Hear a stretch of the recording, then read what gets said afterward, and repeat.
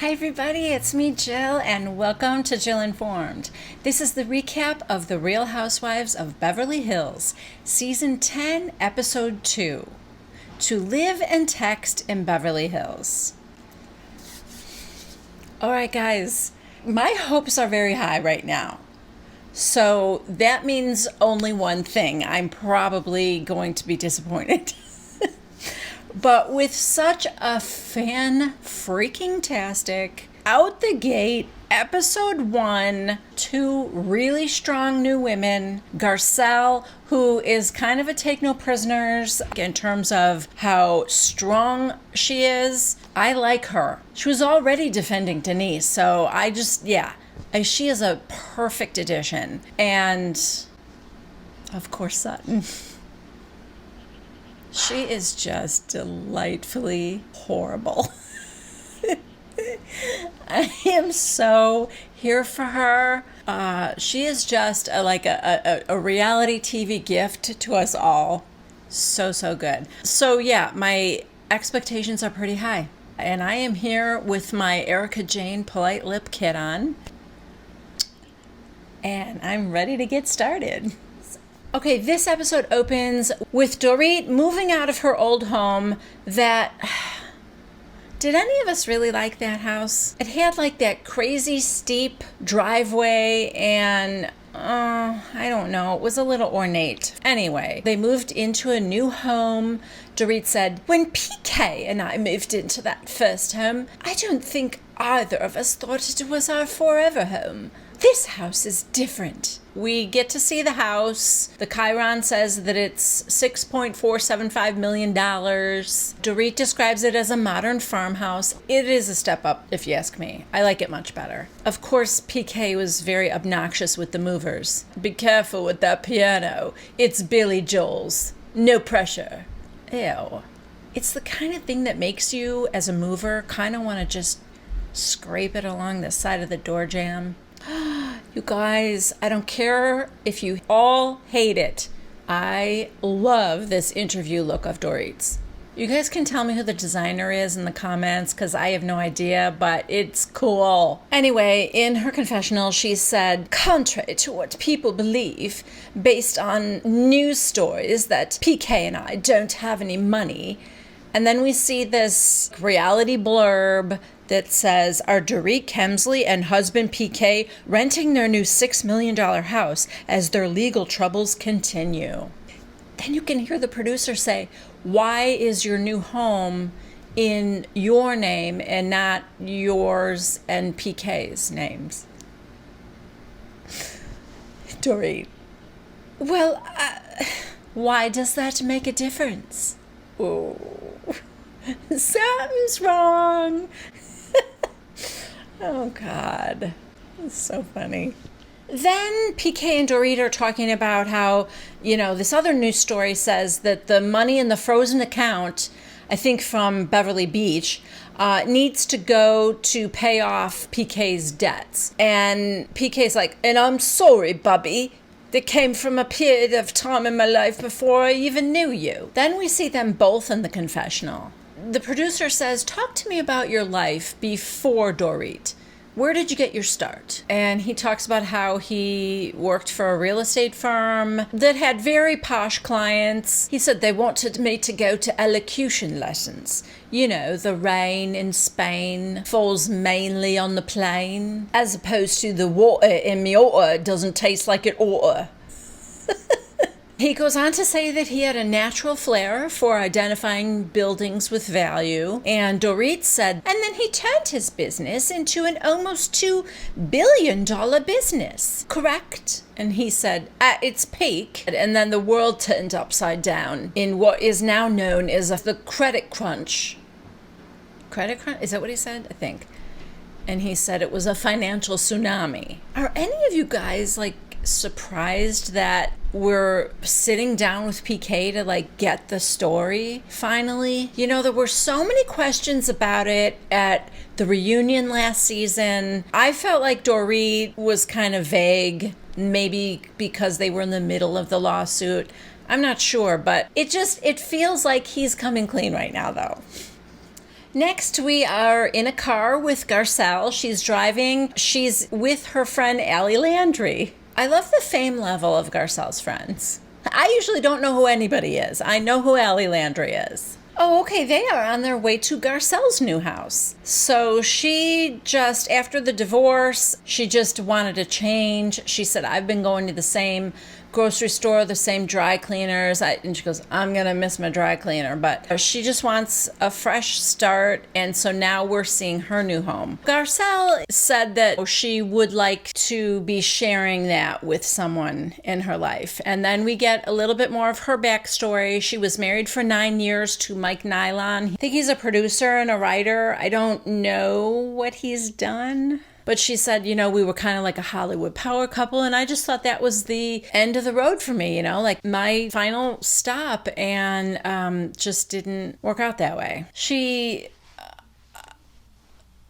My heart is breaking right now for her. She said he was a great guy. He was a wonderful father.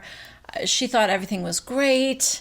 And then one day she said, hey, Mike, let me see your phone. And a text came through that said, I love you. And she said, what's this? And his face just changed. And he said, I've been having an affair. And she said, how long? And he said, 5 years. That is just like a knife in your heart. Oh, God, this is great, though. She said, I'm a hothead. So she did not just stay quiet. And then you see this article with the headline, Garcelle Beauvais Nylon exposes cheating husband in mass email. Yeah. She CC'd all his clients and colleagues. It was entitled Tiger Woods, Jesse James, Mike Nylon. What do they have in common? I found out today my husband of almost 9 years has been having an affair for 5 years with some slut in Chicago. Not me. You found me out. And now that slut is recapping your show, Garcelle. Seriously, though, how she had the wherewithal to take an action like this, it's the kind of stuff that you think to yourself, like, after the fact, oh, I wish I would have done that. But at the time, you're almost paralyzed, More power to her, though. Anyway, so that email got leaked to the press. Next, we are with Lisa, Rinna, and Teddy, and they are going for a hike. One of you guys pointed out that Lisa Rinna was wearing pink in one of her talking heads and thought that, could it be Kelly Chicago, was it you? It might have been. You were like wondering, could this be a little slap in the face to LVP? And now I cannot see Rinna not in pink. She's wearing it all the time. Even during this hike, she's got a pink tank top on. So, I don't know, man. It kind of seems like you might be right. Okay, so the discussion that Rinna is having with Teddy is about her daughter Amelia, who's 18. She just started college. She got into the new school in New York City, got her own apartment, and she's also a working model, like her sister. Lisa said, I think we all just thought, yeah, she can do it all. She can do both things, work and go to school. And she got her into a therapist in New York, and that therapist called Lisa and said, I don't think she can do it. I guess what's been happening is that she's been missing classes, and then she's starting to get panicked and overwhelmed about falling behind in school. She has some mental health issues, Lisa said. We know from her opening up about this in the past that she's battling with anorexia nervosa. And on top of that, Lisa said, she's also known. So that adds another extra layer, that the world has kind of got their eyes on her. That just adds that extra layer of pressure. Teddy understands what it's like to sort of feel the pressure to be perfect. And when you have famous parents, it's like a whole nother ball game. Okay, now we are in New York City. I guess Kyle is still there from Fashion Week. I don't know. The other ladies are back home. And she is meeting Sutton at a restaurant. She gets out of the car and she walks in, and you hear, do you have a reservation? And she said, yes, it's under Sutton Strake or Strakey. Even Kyle doesn't know how to pronounce Sutton's last name.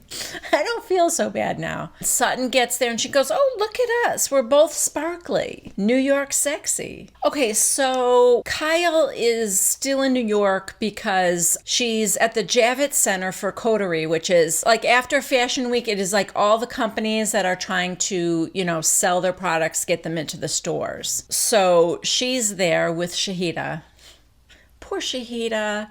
Can we just all take a collective moment to feel sorry for Shahida for teaming up with Kyle? I hope she gets maybe good press out of this or something, because boy, she is paying a high price for it. So Sutton is telling her how great her show was. I didn't know what to expect because I don't really know what leisure wear is, but I came up with a great idea. Yacht wear. And Kyle goes, yacht wear? Well, I mean, I don't want to scare off people that don't have a yacht. Sutton.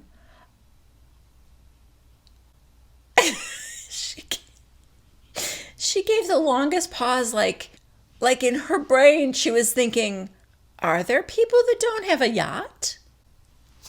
Huh. I don't know anybody that doesn't have a yacht. Anyway, she just pauses for a long time and she goes, I'll come up with another idea. Okay, so then Kyle asks Sutton, so you're here in New York you're buying for your store. All right, Sutton has her own store. I don't know anything about it yet. I'm sure it's fancy schmancy. All I know is she doesn't carry Fenty. So she said that it's a bittersweet here because my husband and I met in school, but then we reconnected here, and it's all in the past. Then we see some pictures of her. Her husband's face is blurred out. Now, a lot of you guys told me in the comments that yes, Sutton was supposed to be a full-on housewife, but her husband would not sign any release stuff for the kids, or I guess her ex-husband, because we don't even, his face is blurred out here. And if he's not allowing the kids to be on the show, or for her to even talk about the kids, I think this is something new. If you are not willing to expose your full life, you do not get housewife status. So I think that's what happened to Sutton. But I'm loving her as a friend of, and I want her to stay because, she's just too good. Oh, we're learning more about her store. It's in West Hollywood. The location is fantastic, but it's fashion, furniture, antiques, just everything. Oh, the store doesn't exist yet. She's just starting it and just kind of learning the ropes. So Kyle said, I've known so many women like Sutton, suddenly single and very wealthy, and thinking, what am I going to do with my life? I don't know anybody like that. Maybe they should just open a line of yacht wear, yacht furniture, yacht clothing, yacht antiques. Oh my God, you guys. Sutton goes, we should have a trunk show. And Kyle goes, yes, I would love that. And she goes, yeah, we could play yacht rock. And Kyle goes, oh, I know yacht rock. Wait, I don't know what that is. Yacht rock? Sutton. Yacht rock. Kyle, should I know what yacht rock is? Sutton. Yeah. It's music you listen to on a yacht.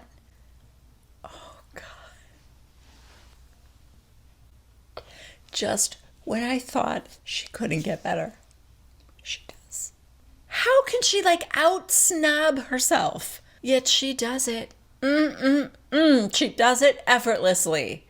I believe I am going to be professing my love for Sutton every episode. Oh God, you guys, what could yacht rock be? Please leave your best guesses in the comments down below. What kind of rock would be played on a yacht? What would be snooty enough? I can't think. I need your best guesses down below. Okay, now we are checking in with Denise and Aaron. We get to see their new home. Everybody's in a new place. Well, not everybody, but it's an open concept, a beachy feel, but it is not on the beach. She tells him that Charlie had said something publicly about the document that she was court ordered to file. Anyway, she tells Aaron that she's got a court date set for November, and she's like, but I do not want to go because I don't want to go down that road. It's not just a one-time thing. It's going to be ongoing depositions and declarations, and it's going to be stuff that like the girls are going to be able to hear about. And she just kind of wants to protect them from that. She's not even going after child support from him. So I'm not clear what his problem is anyway. He hasn't paid anything in a long, long time, and she wasn't going to go after him for it. In Denise's confessional, she said, even though he's Charlie Sheen, to the girls, that's their dad. I've never spoken badly about him because I want the girls to have a good relationship with him.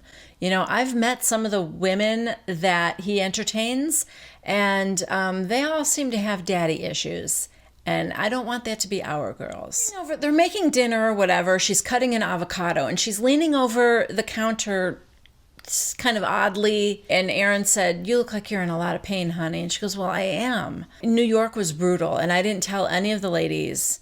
And he goes, "You didn't? Why?" And she goes, "Well, I didn't want to be a Debbie Downer." So then we find out in her confessional that she has been experiencing a lot of pain. She thought she had a tumor, and then she said, "And I wasn't going to go to the doctor because who wants to hear that?" But then we see her at the doctor, and the doctor said there's a rare hernia called a femoral hernia. "Do you do any heavy lifting?" And Denise said, "Yes, my daughter has special needs, and so there are times when I have to lift her." Then back to present time, she's telling Aaron that the doctor said it was extremely dangerous and that she needs to have surgery right away. Next, we have a little scene with Erika and Garcelle.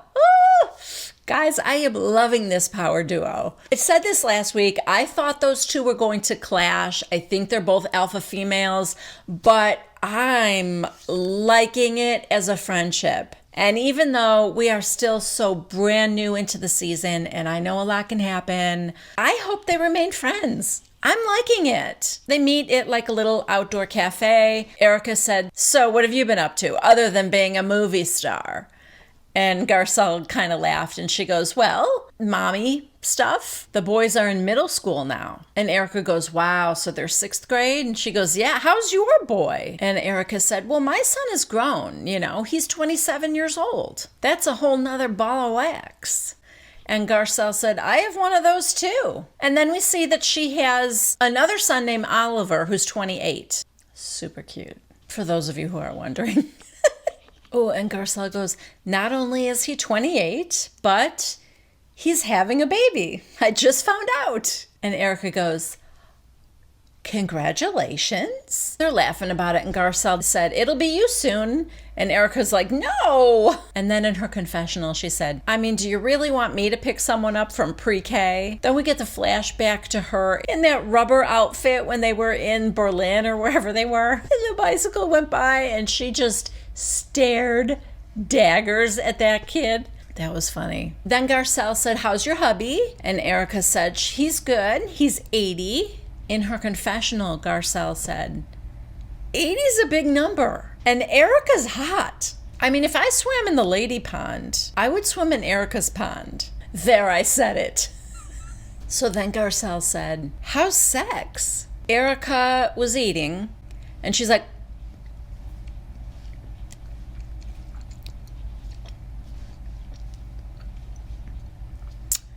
"It's okay, Then in Erika's confessional, she said, and side note, fierce confessional look, by the way. She said, "I'm tired of justifying my 20-year marriage. Go get a 20-year marriage, then come talk to me." Then Erika asks Garcelle if she's going to Sutton's store opening, and she said yes. She said, "I don't know her very well," and Erika said, "I don't either. I know she's from Augusta." Then Erika asked her if she was dating anyone, and Garcelle said, "I'm open to it, but I'm a package deal like with my boys." Erika said, "Yeah, that's one of the wonderful things about Tom was that when we got together, he just welcomed my son with open arms." Garcelle said, "That's what I want." And it got Erika very emotional, and she started tearing up, and she said, "I'm very thankful."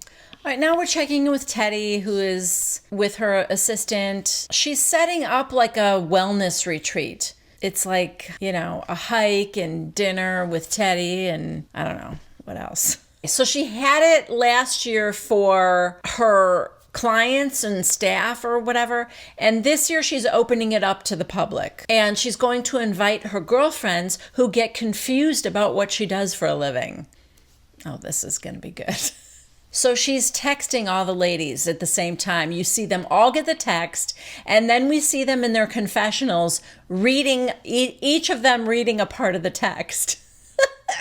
Hey guys, as you're probably already aware, I'm hosting an all-in retreat at Surf and Sand in Laguna Beach. I'd love to have you all come out for the night of October 4th.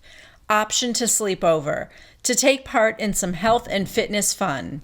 I know it may not be something that floats everyone's boat, so don't feel obligated to come. I promise it will not hurt my feelings. Let me know if you're in as soon as possible, and I'll reserve your spot. Kisses, Teddy. When it got to the part where she said, so don't feel obligated to come, Garcelle goes, I was like, great, so I don't have to go. Erika said, this is a disaster waiting to happen. Then we cut back to Teddy and she's like, hopefully they'll get back to me sooner rather than later. Don't count on that. Okay, we're checking back in with Denise and Aaron, and this is the day of Denise's surgery. So they're in the car heading to the hospital, and she's pretty nervous about it. She said, I haven't been put under since I had my implants. That was a long time ago, and that was before the girls. I feel weird about it now, like, if anything should happen to me, I'm not ready to leave them yet. I just wish I could jump into the future and have this over with, And Aaron goes, yeah, well, maybe you can. I don't know what Bravo's doing. It is so bizarre, but I like it because it's just different and wacky. These shows are so very formulaic, generally speaking, that when they do something kind of out of the box, I don't know, I'm all in.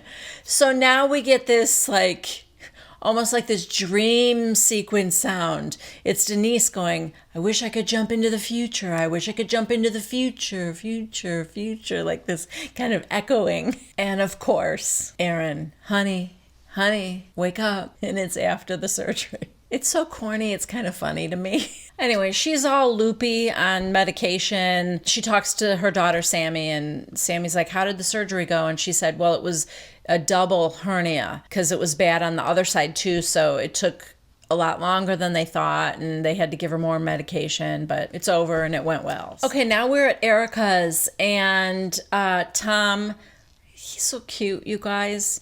He's so excited for her. She goes, I got it, hon.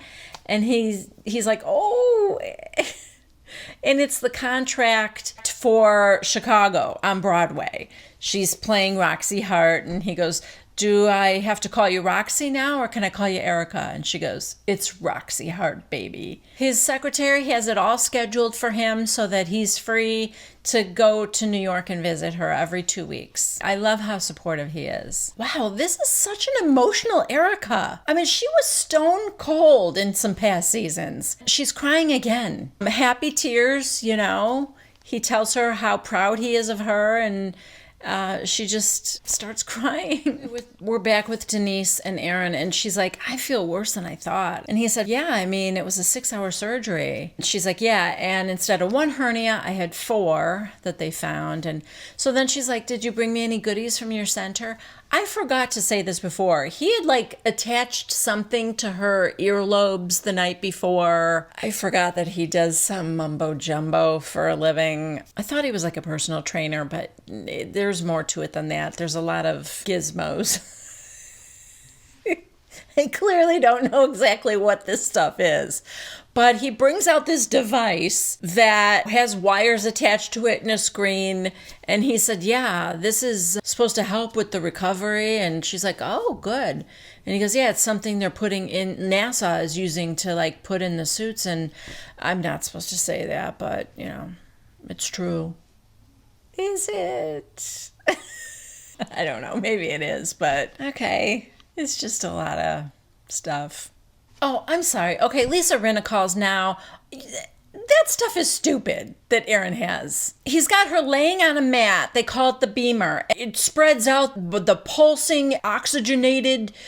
Oh, please. Really? Maybe these are actual legitimate things that are used in hospitals everywhere, but they sound kind of wacky, guys. All right, anything's possible. I'm going to stop now. Okay, so Rinna is getting her hair and makeup done for Sutton's store opening. We already know that Garcelle is going and Erika is going. Obviously, Denise isn't because she's recovering. I guess Kyle is still in New York, or maybe she's in North Carolina now because remember, she's filming Halloween. Teddy? Maybe? I don't know yet. Yes, Teddy is going because she is traveling there with Lisa Rinna. And Rinna's telling her how busy her schedule is. She's got QVC on Tuesday, then she flies back, then I'm flying to New York, and then I come back the same day. Teddy's like, wow. Oh, okay. So this is Rinna explaining all the things she has to do and that's the reason why she can't go to Teddy's retreat. And then she said to Teddy, listen, I'm gonna come clean about something. Teddy's like, okay. And she said, because I was a little sassy the other day. I did say that I was kind of glad that I was going to miss your retreat. Then we see a flashback of her telling Dorit and Garcelle that she's not going to be able to make it. And I'm not sad about that. There's no fun at a retreat. And Teddy goes, that's okay. I can take it. I'll be surprised if it doesn't somehow come back to haunt her. Rinna's trying to tell Teddy that your text message was too ambiguous. Come, don't come. You could spend the night. You don't have to. I don't really care. I won't be mad, I promise. You need to be clear about what you want. What do you really want from people? And Teddy's like, for them to come and leave after dinner. And Rinna said, then that's what you need to tell people. Teddy said, I don't really care. I just don't want you to cause while you're there. Rinna goes, what if someone comes and causes shit? And in Teddy's confessional, she's like, Rinna, what are you doing? Are you just trying to make me paranoid? Or is somebody really pissed at me? Like, what the hell? Okay, it is the big store opening, and it is called Sutton. And then underneath it says established 1971. Do you really want your age out there? It's a bold choice. Okay, so it's like a big opening for this store, and there's like a step and repeat, and Jennifer Tilly is there. One of you guys told me you met Sutton, and she was with her friend Jennifer Tilly, and they came into your store. It was a good story. It's in my comments section from episode 1. Anyway, now we see Jennifer Tilly because she's at the grand opening of the store. So Sutton's boyfriend is there, Michael, and she said, I've wanted to do this for 12 years, and my ex-husband never took me seriously. And there's a part of me that would like to make my own money, too. I don't need to, but might be kind of cool. Love you, Sutton. All right, so all the ladies, after the step and repeat, they're, checking out the store and everything. When Dorit arrives, there's a reporter from US Weekly, I think she said. I don't want to get into everything with, PK, but I did just want to ask you if you are protective of him right now. And she's like, I do. Thank you. Bye-bye. And then in her confessional, she's like, shut the f*** up. Okay, so now all the ladies are congratulating Erika because the news just came out that she's going to play Roxy Hart on Broadway. Erika said she had to keep it quiet for 6 months, and so finally the press release came out. And they're all excited for her. Rinna said that she played Roxy Hart herself in 2010. And it looks like she did so with Harry Hamlin. All right, then there's this weird moment where Sutton comes over to the ladies and she goes, I heard the mayor of West Hollywood is going to be here. And everyone's like, who is that? Nobody knows. And then he's like, who am I announcing?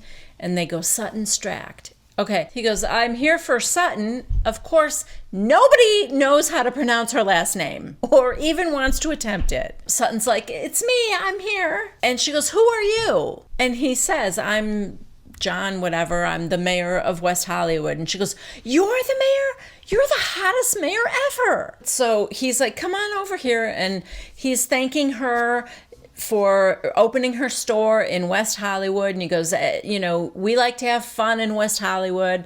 And she goes, yeah, and what's the deal with parking tickets?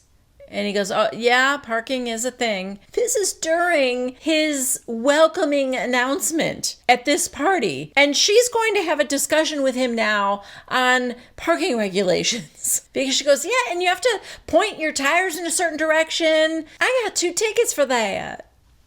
That's my girl. All right, so after that, they have a toast, and then the ladies are all kind of gathered around one of the tables. And Dorit said, by the way, Teddy, I am coming to your retreat, but I'm coming after lunch, and I have to leave that evening. And Teddy goes, okay. Dorit in her confessional, okay, what? Okay, it's fine, no problem.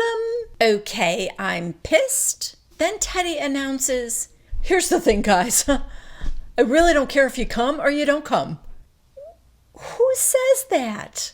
If I was going, I wouldn't be after she said that. I don't care if you come or don't. Nice. So Sutton said, wait a minute, I'm coming. So you really don't care if I'm there or not? And Teddy goes, here's the thing. If you want to come and do the retreat, you should come. But don't come and be a pain in the ass.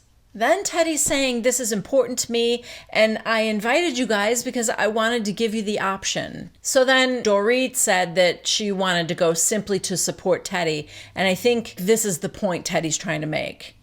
Don't come just for me, because I don't care if you're there or not. Only come for yourselves if you want to. Like, I wanted to extend that offer to you guys. I mean, this is just so incredibly rude of her, though. I'm sorry. She literally goes on to say, you know, it's not like everyone's support is going to lift me up in the moment. The ladies are going crazy. I wonder what Kyle would have been like if she were there, you know, because I know Kyle would be defending Teddy, but how do you defend this? Teddy looks at Dorit and she goes, honestly, I can give you my word that you not coming will not upset me. And Sutton's like, okay, well, with that being said, I really have to go and say goodbye to people. So, thank you for coming. And with that said, that is where this episode ends. Okay, Teddy is as fun as she's ever been. So, at least there's that.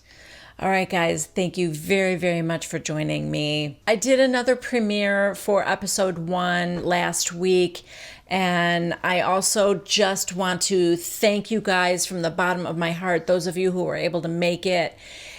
It does mean the world to me. It really does. I'm always just surprised that anybody shows up to talk to me. And so it was a lot of fun. And I will do more of them in the future. I will try to let you guys know in a different way this time. What happened was when I posted that I wanted to make the video a premiere, the thumbnail for the video alerted all of you, or at least those of you who are subscribed and maybe clicking the bell for notifications.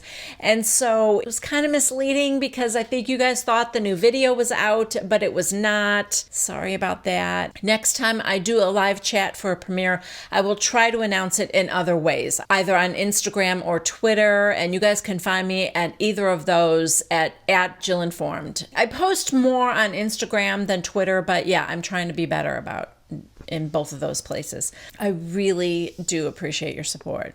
I mean, if I were Teddy, I guess I wouldn't care if you were there or not. But I am not Teddy, and I do care. All right, guys, if you haven't yet subscribed, please consider doing so. Please give this video a thumbs up if you liked it. Leave a comment. I read all of your comments. I love to hear from you. And I will see you next week for the next recap of The Real Housewives of Beverly Hills. Stay home, stay safe, wash your hands. I love you. Bye.